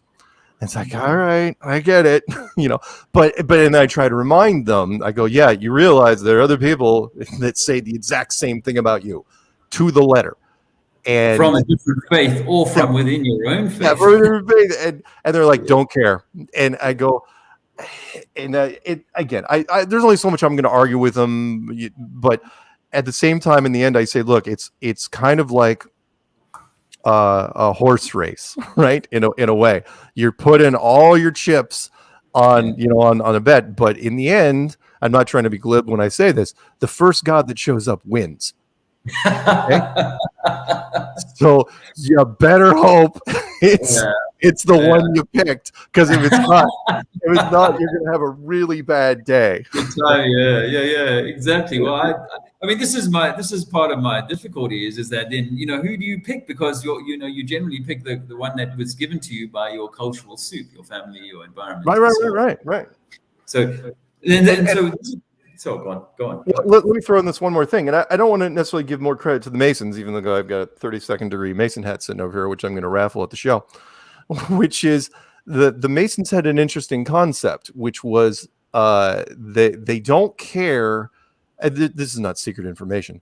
They don't care which group you believe in, as long as you believe in something. They hate atheists. You have to be a believer. You have to have a faith. I believe in something. I know that. Yes. Yeah. You got to believe in you know. Of course, they prefer, you know, Christianity, of course, but they want you to believe in a higher power. You know, as far as specifics, well, it's up to you. But I do believe still to this day, again, even though I was raised Christian, that all religions seem to have pieces of the same puzzle, which would make sense. In my book, I mean, come on, the Genesis, Exodus, Leviticus, Numbers, and Deuteronomy, isn't that like the first 5 books of the Bible were ripped off from the Jewish side of things? And so, I mean, in fact, Judaism, Islam, and Christianity share a lot of the same stories. I mean, you know, well, I say to people that Islam is the grandchild of Judaism, and the child is Christianity, and they're all Abrahamic. They're all, in fact, that's what the Muslims say to me. You know, you believe in Abraham, don't you? So, you know, that's their, you know, there is a common thread for all of them. But the difficulty I have with religion is that, and of course, I've had a lot of encounters in Speaker's Corner with religion, and throughout my life, of course, is that you know, it's a dialectic. It's a choosing of one side or another, and of course, your bias is based on your social environment generally. So what I see in the world is ongoing conflict to do with religion, I think we understand that religion has as part of its purpose, it was like a government. It was a form of control. It was perhaps, ideally just like, how do we manage our society? How do we manage our village? How do we manage our town? This is a good, let's bring out some rules, but now we've got to a point where it's Bible and Quran and so on. Is the Men in Black turning up? Are you? No. I just heard a car. Go ahead. You're good. You can give me five more minutes before the No. You're fine. Yeah. If you see me reaching for a rifle, you'll understand. Anyway, go ahead. And we'll call it. Anyway, so what I've always been one to talk a little bit out of turn, and I feel like in the world today, one of the biggest constraints on our realization of our oneness, of our shared heritage, our shared blood. The Africans would say this to me a lot in South Africa last year. We have the same blood. You see, once I've been talking to them with my eyes for a few minutes, they're willing to soften up and they go, yeah, we have the same blood. Yeah. And then that's how I see us, is that we have the same blood no matter your caste or your religion or all these sorts of things. So what I've seen in Flat Earth is a continuation, if you like, of that same old world, globe world kind of setup where there's still that kind of camps to do with people who like this belief or go with that thing or whatever. And so this year, it behoves me to endeavor, even though I don't want it like I say to people in the street, is that if I choose, we all lose. Once I choose a team, because the Muslims say, you're nearly there, man, you're nearly a Muslim, come join us. But like if I choose that team, then I'm unchoosing the guys next to me as well. So why would I want to be forced to choose that when I feel like I can stand with brother Muslim and Christian, one arm and the other arm? Right. I think your blood reference is very. I'm going to steal that, by the way. Which is, in the end, you're absolutely right. This isn't like a science fiction movies. The 8 blood types, A, B, and O, and then the negative versions. Everybody's got that. It's not like Islams have a special blood type or Judaism has a special blood type or anything like that. You're right. Under the skin, but we're all the same. We all came from the same place. And you're right in that you don't want to necessarily. I definitely don't want to. I'll choose a team. I'll wear the team colors, but only because I was raised with it. Right? It almost feels like sports analogies, doesn't it? But because if you pick the other team, you go to that stadium. Oh man, you're in trouble. Yeah. But actually, just because someone asked me last night at stadium, I think asked me, did you have to kill people? And in battle, and once you're in that situation and you've chosen your team and you're like, the bombs are raining, so I'm going to stand with my Christian brothers. Sure. We sang a song in Sunday school, Onward Christian Soldiers Marching on to War. I don't know if you know that one. Onward Christian Soldiers Marching on. Yeah. You know one. So is that a British song, by the way? Pardon me? Is that a British song? Well, I was in Sunday school in South Africa, but we're very British there, So okay, go ahead. Yeah. I'm gonna look that up. So it's like, well, we're being prepared for war against who? Well, it's either against the Muslims or the Russians, or I don't know. Christians have fought Christians. Someone I know is what do they call them? Plymouth Brethren, which is a unique sect of Christianity here. I think in the UK, they may have branches in America. And they also, I think a little bit like the Jehovah's, will take the 144,000 to mean 144,000 of my club, the ones that come to my church, and it's always that my church is better than your church. Where I grew up in South Africa, we had, Christian, I was an Anglican. And down the road, there was Presbyterian, Methodist, and then Afrikaans church called, it doesn't matter. And I'm like, we never hang out with these guys, but we're all in the same club, But no, they do it like this, and they clap too much, and they do the other thing, and they don't do what we do. And so all I see is segmentation, and that segmentation, I think we might be carrying that into the Flat Earth we are, and I just want to challenge. And you are one of the, the godfathers of flat Earth. So it's great to have you here and to be able to kind of throw this on your table and say, because I say to people, by the way, because I had an argument, not an argument, I had a strong conversation with two young ladies in the street a little while ago doing activism, and I haven't actually it was a live video and I canceled it straight away. I haven't made it public because these two women wanted me to have a belief. They wanted to attack me, but because I was saying I'm not choosing a side, I'm not taking a religion, I'm not, because they were Muslim. Oh, of course. And my position against the faith for them against the religion must be because I'm Christian. So I'm in the typical kind of, I'm the Christian fighting against the Muslim kind of argument. I'm like, no, I don't want to be choosing sides. I'm just offering you that if you were a Christian or a Muslim, I'd be saying the same thing to you. But you guys, the Christians or the Muslims, you go home tonight, you put your head on the pillow and go, I'm right and they're wrong. They're doomed because they're not believing what I believe. Right. And that's what we're all doing in our face. And that's so childish because it's like, shit, how can that be true? What kind of God would have created a situation where you needed the printing press, and without it, you were going to be screwed? And if you were born in that part of the world, you were even more screwed. Yeah. It seems that human beings, our enthusiasm tends to get away with us. You're absolutely right. My peace-loving God is better than your peace-loving God, and I kill you to make that point. Yes. It's like, wait, well, how did you make that jump? It's like, well, because you were so enthusiastic about it. Where is the wall that you have? Where's the backstop that you have to quit? As far as, but there is none. No, because remember, religion is unchecked. The enthusiasm just builds and builds, and it's like, it's not enough that I'm yelling at you. Somebody get me a big blade, and start hacking at you. And that's, same thing. Again, I don't want to necessarily mix sports analogies, but we'll talk about flat Earth in a second, which is, in sports analogies, same sort of thing. The enthusiasm in the crowd, and you guys over on that side have it way more than us, right? American football, it's like, we may throw beers at each other, but that's about as far as it goes. Over there, oh no, soccer, football, your football, people just lose it. Just freaking lose it, and that's over a silly game that is just well, yeah. In fact, if you go to a soccer football match here, there'll be horse police with big horses, sitting on their horses, making sure that people don't get.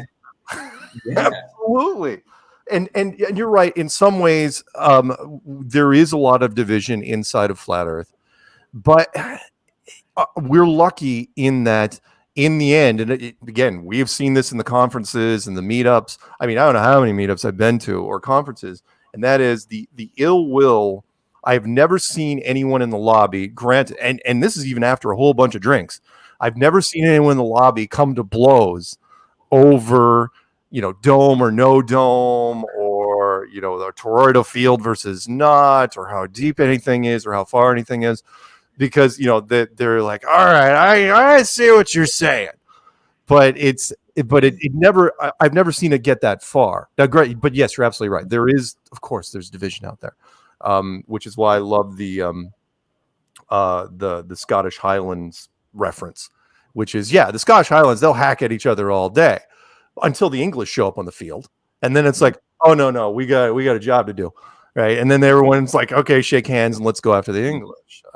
Yes, but I use the same analogy, Mark, with the football or soccer, because you see that here where there's two London teams, or Everton and Manchester United, they're the same city, and they will go at each other. Liverpool, they'll go at each other, but when Germany turns up, then they all put on their Three Lions English shirt and they're all on, let's go, boys.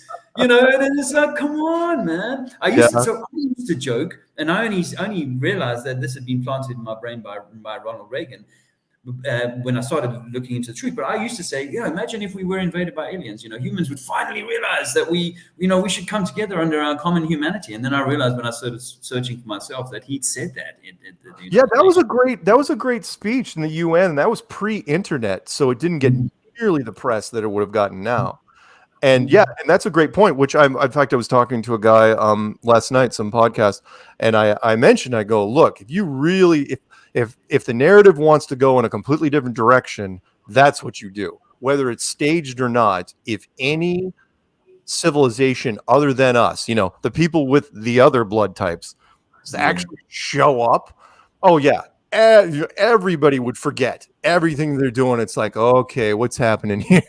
You could literally be beating a guy, right? Just going to blows. Well, you've seen this in movies, right? People are just beating each other up in the street, and then all of a sudden something shows up in the air, and they're like, okay, yeah, we're not fighting anymore. we're doing this.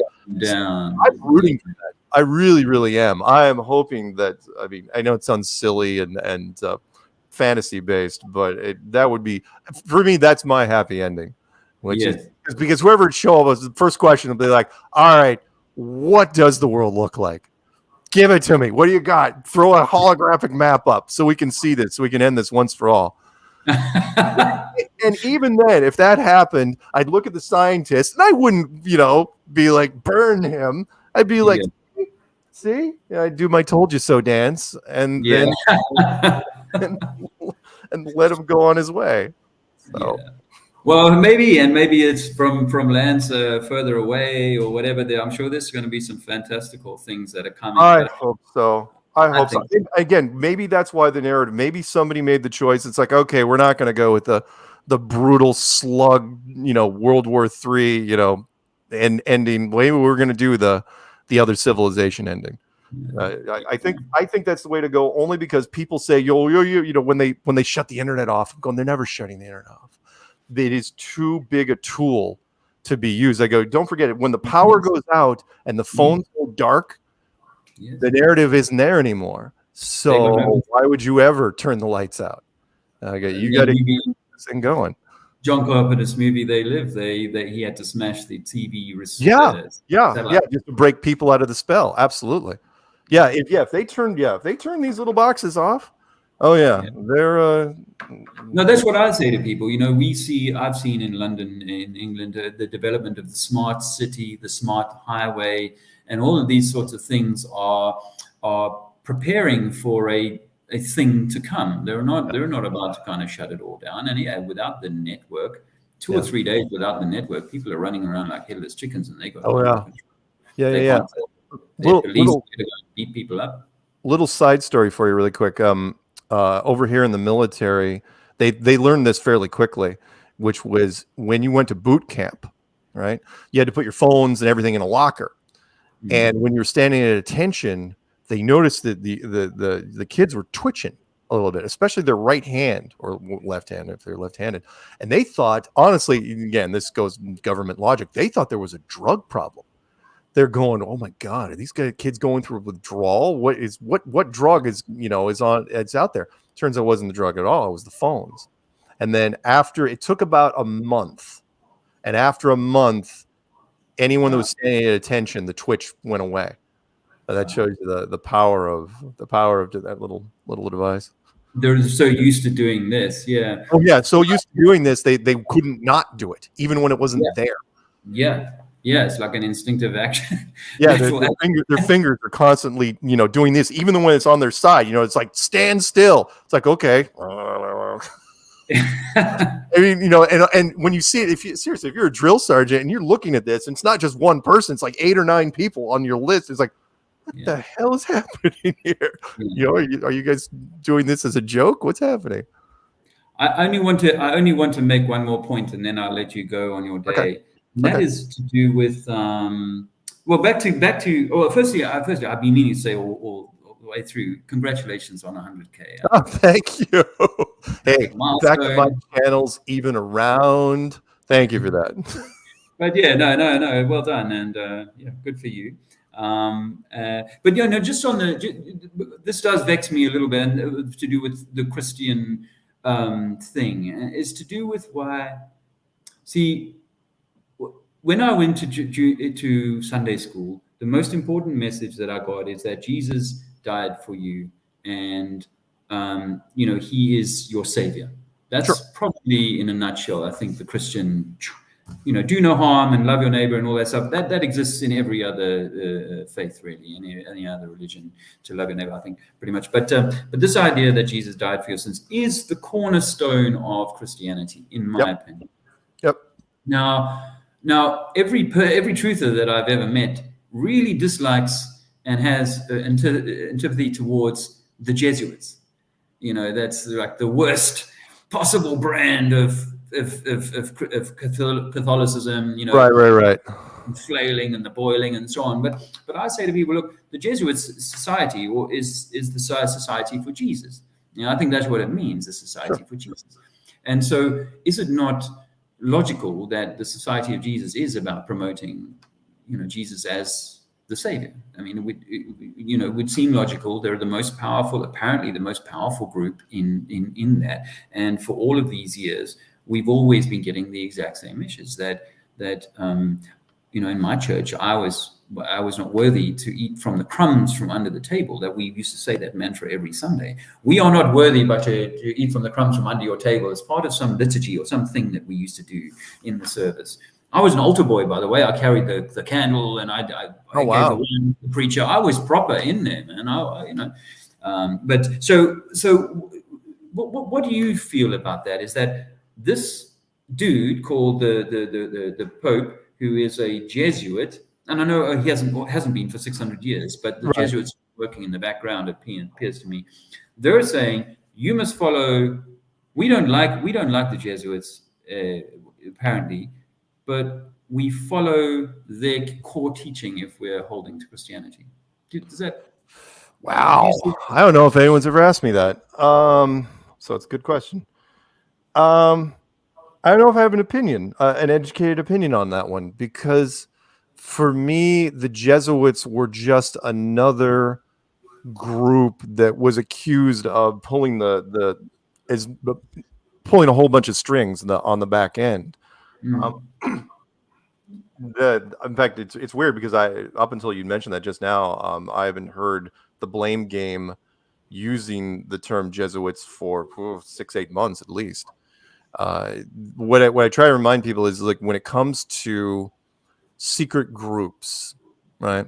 Groups that are blamed for a lot of stuff, and you ask anyone in the truther community what your top 20 are in order of importance, you're never going to get the same list, because no one can agree on anything, whether it's the Bilderbergs or the Rothschilds or CFR or the Trilaterals, the Masons, the Jesuits, the Illuminati, just the overall Vatican. Some Jewish cabal, something like that.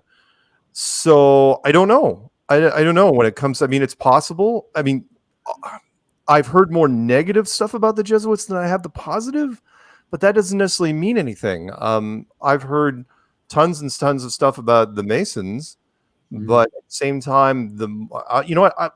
Just because of you, I'm going to dig more into the Jesuit stuff, just to see. I mean, you probably got more info than I do on them.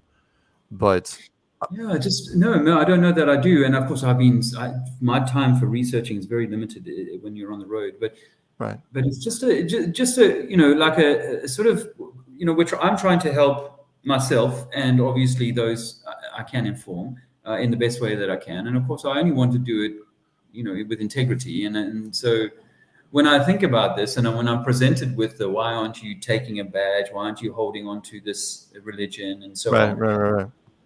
I need to have a cogent reasons why I feel like it's all part of the same capture. It's all part of the same thing, which is why we were talking about military earlier on, that, even though that there's these high level things that the Russians are genuinely pissed off with the Ukrainians or vice versa or whatever, there's all of that. At that level, that's what they're doing. But there may well be a level above that where they know, well, we're still, pulling the strings of, where they're actually just pissed off at the SAS, probably. But go ahead. That's to do with that ship or something. But yeah. So I just wonder. I'm just curious about that. I'm just almost trying to challenge people in a respectful way as much as I can about to think about that, because I've seen people in our community, if I can call it that, tearing at each other a bit. Notably Russian vids, recently ripped into some people because they weren't holding his view of what religion. Russian. I've got nothing against the guy personally, but he is a classic version of, if you're not with me, you're against me. Yeah. type thing. Let me throw one thing out as far as the Jesuits go. Part of me thinks that the Catholic Church, and let's just say the Vatican wants the best of all worlds, right? Yeah. From the Christian side, yes, you have Jesus, but on the Vatican side, it mostly focuses on Mary. Yeah. However, the Jesuits is more Jesus, obviously. Mhm. And Mhm. then, the Judaism is Moses, and then the Masons, you have Solomon. But I'm wondering again if the Vatican is trying to, kind of like a politician, is trying to cover as many demographics as they can. But I think in the process, for whatever reason, the Jesuits got the short end of the credibility stick. I'll look into it more, but they are bashed way more than they are praised. No question, especially in the truther community. I know, of course, what came, it was interesting to me was that the current Jesuit Pope, he came in very unusual circumstances because the previous guy was still alive and hadn't been in post very long and so on. Right. And so it was an oddity at the time when he came in, sort of without the previous Pope dying. So there was two popes essentially alive, very unusual. Right. And that he's a Jesuit Pope. And now again, this could be stuff that's really sort of fluffed up for the truth community to get our knickers in a twist about. But for 600 odd years there hadn't been a Jesuit. The Jesuits has been excluded from certain things, bumped out of certain countries because of the way they're trying to influence things at the top table and so on and so forth. And I hear stories of there being this ideal eventually to have like a one world religion. And if that's true, then of course it's going to probably be manufactured by organizations as powerful as that. Not that I can see it necessarily, but who knows? And so in a world in which the control of your own sovereign destiny has been usurped by government and by religion and by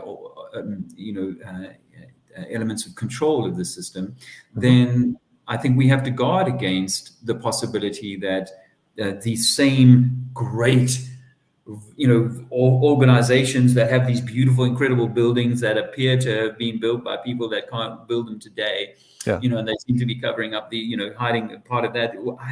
I have to wonder whether, the game of control is so complete that no matter which way we turn, there's always going to be some lever of control that's in place. And my journey of self-mastery, if you like, or the journey I'm trying to take of self-mastery, is one in which God wrote the truth on my heart, and I don't need a man's book. I like that. I don't need to choose this book or that book. I will read those books because I think they've got incredible information and guidance on how we might be better and how communities might structure themselves. Right. But really, the true essence of what's right and wrong exists within each of us. And I feel like we're meant to be self-masters, not needing a government or a medical system or I only refer to that because of the last 2 years, I think, in this time. Sure. Essential. But we don't need so much to rest on that, because as I said to you, if my blood is the same as yours, then it shouldn't matter what books we've read in order to find our way to being good men with one another, treat each other with respect and so on, honor and steal not, and do those sorts of things. So that's why I feel like it's a subject worth talking about. I don't really like to offend the religion people, and I know that in religion, there's so many people I've met who've gone, no, but I have a much better version of the religion than you. Right. So it ends up being a bit of an ego tussle between people who've read more deeply and who've claimed to have understood it more and so on. I'm like, but God shouldn't demand for me to be a super brain that can sit for all these hours and read all of this stuff and know all of this stuff. I should have to, it should be quite a simple way of, you and I should be able to work it out. Even if we'd never read a book, we should know how to treat each other with respect. Agreed. And that's where I'm at with that. So cool. I thought I'd just offer that for, I mean, this is what this lady Jo says here. Religion is about creating intermediary between us and God. For me, that's the key thing, is that I feel like if I'm talking to God, whatever God is, I don't claim to have knowledge of that, but whatever God is, whatever the higher essence is, whatever it is, I feel like that relationship has to be direct. It doesn't mean I don't need someone else to kind of excuse the things that I've done wrong, or to have a guide or a Right. mentor or something like that. Absolutely right. But Yeah, yeah, really, you're right. on you, brother. No, you're absolutely right. There should be a direct relationship. It's almost like religion, and I'm not picking, became sort of like the lawyers in the middle, where they saw the need, and of course, every human being apparently has it, and religion saw the need for those individuals and stepped in between and tried to become, again, the intermediary. And when you become that group, power corrupts, always has, and it gets twisted. It probably started out innocent enough, but like with anything, it becomes a bureaucracy, and then there's a lot of cooks in the kitchen, and it turns into something where from the outside it can be condemned in certain circles, which is. But again, I still think that every religion has their points. Every religion has their strong suits. Except for like the fringe stuff. I'm not a big believer like Scientology and stuff like that. But Yeah, no, and I think in the main, people you meet in religion are genuinely trying to do the very best, and right. so on and so forth. So it's not to But negate that. But at the But same time, sorry, let me throw this one more thing in here, which is, don't forget that even though the Vatican, and the Catholic Church built a lot of things, they also created the Templars. And the Templars started out as just a reconnaissance mission that then, developed into this big thing and started the Masonic Wars. yeah, And started basically, people forget, it's like, the whole conflict between France and England, was mostly the Masons in the background fighting under a different banner. But so what about this one thought? Right, then, one thought that is that if we have lived through epochs where there's been end times, Noah flood type events that have caused a cataclysm or a going away, then my sense is that the people who are that influential know about that, and so some of the reasons why they do what they do is because they know that is still coming again, and in order to be prepared for that, we need to take a particular thing.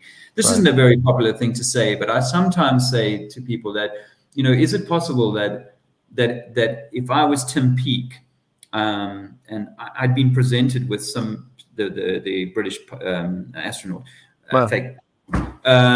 if I was him, was there something that he was told at some point that would make him go, "Oh shit"? No. I don't think so. Not anymore. Which is compartmentalization has refined over the years. I believe the Apollo astronauts were told why. It's two things. In the military, it's like it's need to know, and you're given your mission and you're given the briefing on what you're going to do. So Tim, you're going to fake this, but it's above his pay grade to know why. Yeah. So no different than a spy who's going to shoot somebody. You've seen it in the movies a million times. You're going to get this rifle. You're going to shoot through this bathroom window. You're going to hit that guy in a limo over there. You don't get to know the political intrigue behind it and the huge backstory and everything leading up to it. You get the guy in the limo. That's all there is. And it takes the emotion and all the baggage out of it for you. Because if you knew the entire backstory, you'd be like, well, maybe I don't want to shoot him. And they learned that with the Apollo astronauts. The Apollo astronauts, the American astronauts, were basket cases afterwards. Yes. Absolute, for years and years, all the way to their deaths. Neil Armstrong so wanted to tell people, and he couldn't do it. So now what they do is they just hire Air Force guys, Air Force officers, and they're usually colonels in some, full bird in some cases, where they're like, yeah, you're going to fake this. And be like, yep, totally got it. and they don't want to know, because deniability, it's kind of like, as long as you don't know for sure, as long as you don't have the debrief, you don't know. You can suspect all day long, but until the debrief is in front of you, what do you care? It's like, yeah, I'm going to collect my paycheck. You may in the back of your head kind of know what's going on, but it's not going to crush you. So Tim Peake, why tell him? In fact, it would hurt things. Sort of like telling Neil Tyson. Why tell Neil Tyson? You want him up on stage doing his song and dance and snappy banter. You want him doing that. You don't want him to think about it, because he'd give it away. He'd be like on stage and you have this moment like, yeah, so space, it's a thing. No, you don't want that enthusiasm to go away, so you want him to keep doing. So no, I wouldn't tell him. Yeah, I can roll with that, because which a lot of people say in the street is, you think that all of these engineers and space satellite people are lying? No. Of course not. They're only the telemetry. Seriously, direct them to the movie Capricorn 1. Only the telemetry guys need to know, because the telemetry guys, somebody's got to fake the data when whatever it is going up there. Telemetry is like, okay, where is this thing? Oh, it's 100 miles that way, and it's this altitude, and going south by southwest. Yeah. And those guys have to lie for you. But that's only a handful of guys. The rest of them, totally oblivious. Absolutely everything's doing, they're standing at their terminals. When you see them cheering, they're absolutely legitimately cheering. They're ignorant, but they're innocent. So, excellent. Well, Mark, I've had a really good time chatting with you today. Yeah. Nice talking to you again. Yeah. I'll try not to make it so long. I would like to invite you back in. No, I don't care. You can make it as long as you want. Who do you have on next? Who's your next person, Karen? Yeah, I've got Karen, and then Sir Flat Earth David Weiss has granted me an audience. What are you talking about? Granted you? He says yes to everybody. He says yes to podcasts that are called IHateFlatEarth.com. He does not care. Granted you an audience. David Weiss is shittle.com, I love the fact he's going to go to Flattoberfest. He's not even speaking. He's just going to be in the audience. He thinks he's going to be left alone. He will not. People will be badgering him constantly. Constantly. So he's done great things with his app, and he's irrepressible. I'm a little envious, actually, because I would love to get a little bit of that. Some of those. Don't envy him too much. I started looking. I was watching some of his early stuff when he started doing this, and I know full well. See, again, the reason why my interviews are so innocent and light and stuff is because they call me. They want to talk to me, right? David has people calling these podcasts. You want to talk about Flat Earth? If you hit that podcast on a bad day, or they've got a different view, it's like, oh yeah, I want to talk about Flat Earth. Get that guy on here, right? And then they will attack, and it works great. He's got the thickest skin you could ever imagine. But no, there's some podcasts I have listened to. It's like, dude, I would never want to. I wouldn't want to trade places with him right now. I watched the Professor Dave one, and it made me. Oh my God, the worst. Yeah. It was absolutely the worst. I am so glad I turned that down, because it was. I had no idea. I had no idea that guy was an absolute. Oh, I don't want to use the adjectives. He's horrible. Yeah, he's absolutely horrible guy. But at the same time, he generates interest, and good. I wish we had more guys like him, but no one should talk to him. Yeah. So. Yeah, but it makes you, when you go into his comments section and you see hundreds of likes for comments that are that look ridiculous from this perspective, it's like, whoa, we got a lot of way to break the messes up. He bought it. Let me give a parting shot here, which is, do not take everything on the internet at face value. There's a wonderful documentary out there called Fake Famous.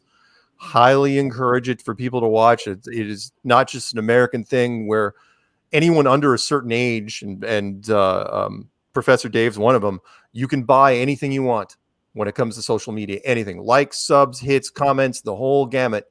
And there's some people that will just overspend to do it, and he's one of them. Yeah. Oh, and that's, I've got to, just so people have heard me say this, but when I speak to Karen on Wednesday, I'm going to be bringing my wife along for the conversation, Andrea, because she's studying this maturation coaching and how childhood trauma is very much playing out for most of us, because it's the trauma in the first 3 or 7 years that tends to shape your way forward. And part of my journey of realization, because I was atheist 7 years ago, but part of my journey of moving towards this realization that, you know, the temple of God is you. It's you're carrying, this is my view anyway, that we're carrying the essence of God within us, and that this is God's temple. And in the way that people are so concerned about the environment out there, they should also be concerned about the environment within, because once we alter the environment within, so the world around us will start to alter in line with that. Sure. And I think that's about as powerful as I can be in the world, is to make myself more whole. Right. And attune to the damage. You know, it's one thing to realize that you've been lied to about everything. It's like, then what did all of those lies do to the real you? Right. And so I'm working on that. That's an area of real interest for me and my wife. And so when we speak with Karen, we're going to try and talk on subjects to do with that. I've got a few other coaches coming up, a few other calls coming up with other people in that vein. But we'll see. You know, I've got this apartment for another 10 days or something, and it has 5G Wi-Fi. Nice. A bit of stability. So I thought I'd reach out to a few of my friends in the community and just start this conversation, because I still want to continue doing activism, say like in the street. I kind of get off a little bit, you know, on that. I do some of it I don't like very much, but to be honest with you. But there's this video I mentioned that I hadn't released it because I've got to go and watch it back again. But you know, these women were so contentious with me. I'm like, oh, do I want people to see that, or will it? Well, as long as you prep it in the title, you should be fine. You know, as long as you put in the title that it is a you know, whatever adjectives you want to use, heated, contentious, and what it's about. You know, if they're, you know, I mean, don't want to say sensationalism, but if you want to say you know, heated debate about Islam versus Christianity, or however you want to say it. As long as you put it in the title, people are fine. All they want is a disclaimer. So yeah. Well, I'll probably get around to it. I've got a bit of that content still to download from that. But we've got this little bit of window of stability. But I want to continue doing more of this kind of you know, chatting with the community and helping to create cohesion. When I was in South Africa last year, I saw bits of separation and division and so on and so forth. But if I at least have stated myself, like, this is where I'm at, I don't have a problem with someone being where they're at. You know, that's their journey, and I'm not trying to shake that. But I do feel like, having done a little round of England recently and met some other flat earthers and so on, I'm reinvigorated with this idea that, you know, I have a voice that I want to try and use to the common good for us all, but, you know, in this community and then maybe beyond that. So that's going to be my offering hopefully over the coming year. I once again, I am so grateful for the work that you've done, and that you continue to support what we do. As Joe Mama says, we're all walking around on this flat plane, regardless of the religion your parents chose. There you go. You know, but I wish you all well, and I will definitely give you a shout again, Mark, very soon. I'd love to chat with you some more. The more I do this, the more comfortable I feel just chatting. Like I said, I'm not used to being in front of the camera. Well, you do very well. Thank you very much, sir. I shouldn't say sir. That's part of the words. My dad was called sir. Sure. Yeah. A serve ant.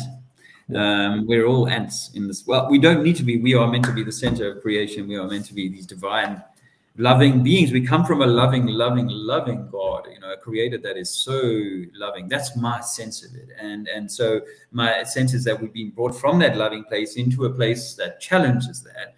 And how are you going to meet that challenge is, I think, what the life story is. Well said.